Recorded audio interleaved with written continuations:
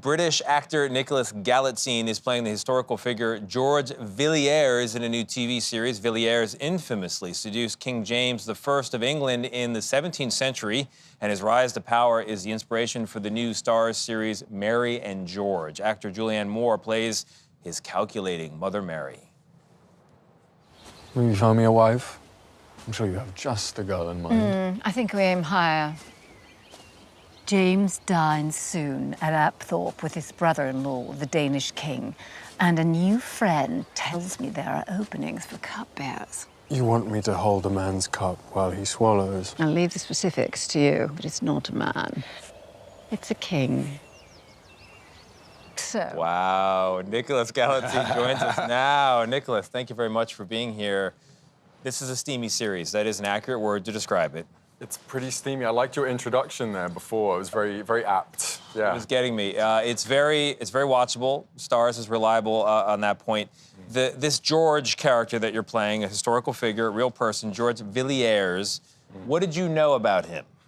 Nothing. Zero. Nothing at all. And I was blown away to see that most of what we include in the show is true to history, which is astounding. Yeah, you're essentially weaponized sexually by your mother to accrue power.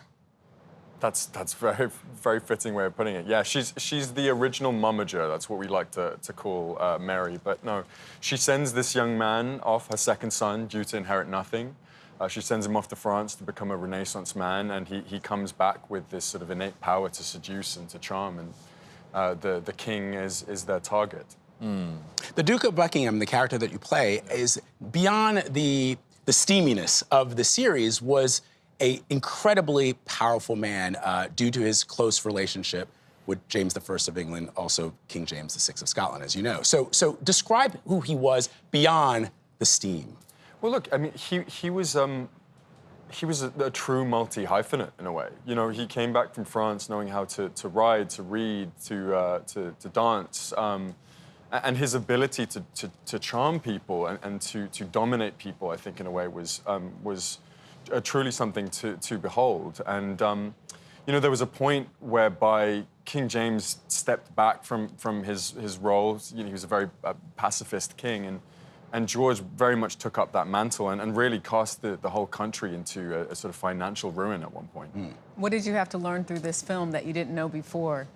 Oh God! Okay, so the only thing I came to the filming process with was horse riding. Luckily, because that's kind of the hardest thing to do. Right. But then there was some French speaking, which I don't speak, and there was some viola da gamba playing, which is basically old school cello. Yes. Which is the hardest thing I've ever had to do is play in front of a room of about 200 people, trying not to laugh at me.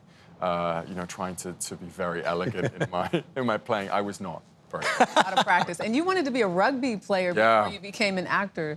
What was the change? A natural progression, I think you'll agree. No, you know, I got injured multiple times, concussions, rotator cuff injuries. Wow. And, it's very serendipitous that acting kind of happened really a few months after I stopped playing.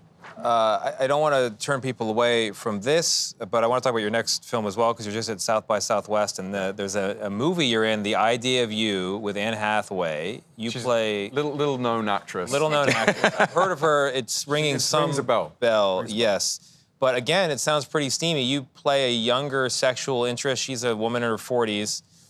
Yeah, I mean, you know, I think a wonderful movie about a woman turning 40, you know, rediscovering her sexual identity with this younger man, and I think it's a really interesting, unique take on the rom-com genre. What are you thinking there, Jerika? What are you thinking? Well, let's just say I just turned 40. Jerika's got thoughts. You'll watch. I appreciate that. Based on Harry Styles fan fiction? Yes. Look, I think we like to distance ourselves from that because I think Hayes is very much his own person, and the film that we've made, I think, is really unique and original and stands up very well by itself. But hopefully people will watch. I'll be watching. I think they will.